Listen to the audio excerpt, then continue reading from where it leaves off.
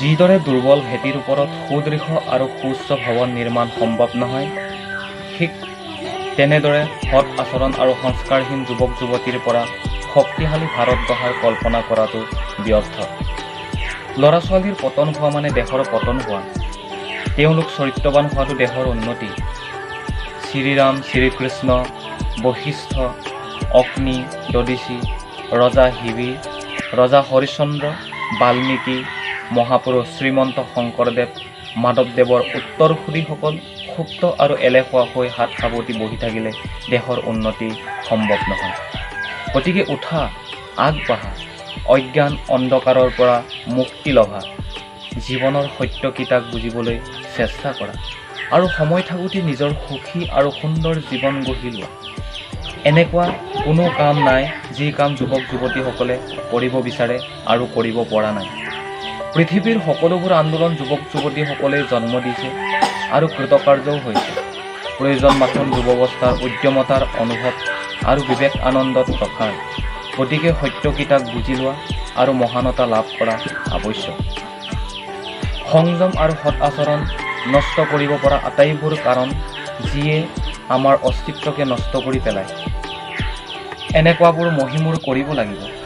আমাৰ আদৰ্শ জীৱন মূল্য পুনৰাই প্ৰতিষ্ঠা কৰিব লাগিব।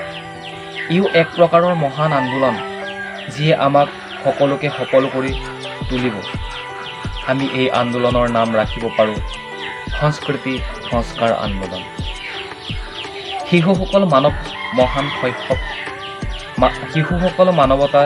মহান শৈশৱ, মানৱ জীৱনৰ উৎকৃষ্টতম সময়। এই অৱস্থাত সৰলতা আৰু পবিত্ৰতা দুয়োটাই নিহিত হৈ থাকে আৰু সৰুবৰ সকলোকে নিজৰ পিনে আকৰ্ষিত কৰে। তৎসত্ত্বেও আজিকালি বিভিন্ন কাৰণত শিশু মনৰ এই আটাইবোৰ দিব্যগুণ হেৰাই যাবলৈ ধৰিছে। শিশুৰ মাক দেউতাকেও আধুনিক জীৱনৰ ৰস স্বাচ্ছন্দ্য সেৱন কৰিছে আৰু সময়ৰ অভাৱৰ অজুহাতত সন্তানৰ প্ৰতি মনোযোগ নিদিয়া হৈছে। সন্তানক চোৱা চিতাৰ দায়িত্ব অইন লোকৰ হাতত তুলি দি নিজৰ দায়িত্বৰ পৰা মুক্তি লৈছে।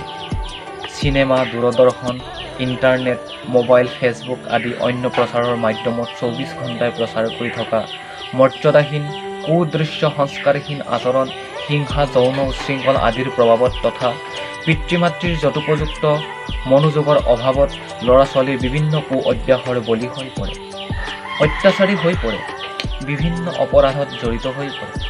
দেশৰ কৰ্ণধাৰ স্বৰূপ এইসকল আজিৰ শিশু কাইলৈ যুৱক হৈ ৰাষ্ট্ৰীয় ক্ষিতিজৰ ওপৰত তিৰবিৰাই থকা নক্ষত্ৰৰ দৰে শৰীৰৰ পৰা পিতৃ মাতৃ, শিক্ষক আৰু অভিভাৱকসকলে তেওঁলোকক ঠিকমতে পোহপাল দিয়া, শিক্ষা দীক্ষা দিয়া আৰু উন্নতিত মনোযোগ দিয়া আৱশ্যক। তেওঁলোকৰ অন্তৰত মৰম, স্নেহ, দয়া, মায়া, কৰুণা, নিৰ্ভয় আৰু সংযম আদি সৎগুণবোৰৰ বীজ ৰোপণ কৰা আৱশ্যক, যাতে ভৱিষ্যতে তেওঁলোক কুসংস্কাৰিত নহৈ সুসংস্কাৰিত হৈ প্ৰকৃত মানুহ হৈ উঠিব পাৰে। অনুকৰণ কৰাটো শিশুৰ এক সহজাত স্বভাৱ। তেওঁলোকে যি দেখে তাকে শিকে। গতিকে পিতৃ মাতৃ, অভিভাৱক, শিক্ষকসকল সংযমী আৰু সৎ আচৰণৰ হোৱা আৱশ্যক, যাতে শিশুৰ বাবে তেওঁলোক অনুকৰণীয় আৰু আদৰ্শ হৈ পৰে। পশ্চিমীয়া সংস্কৃতি হ'ল ঔপনিৱেশিক সংস্কৃতিৰ অৱদান। বৰ্তমানৰ শিক্ষা প্ৰণালী জীৱনৰ নৈতিক মূল্যৰ প্ৰতি উদাসীন হৈ গৈ আছে। ফলত শিশুসকল উচ্ছৃংখল, উদণ্ড আৰু সংযমহীন হোৱা পৰিলক্ষিত হৈছে। শিশুৱে নিজে পূৰ্বৰ সংস্কাৰৰ কাৰণে বিশেষ প্ৰতিভালৈ যত্ন গ্ৰহণ কৰে।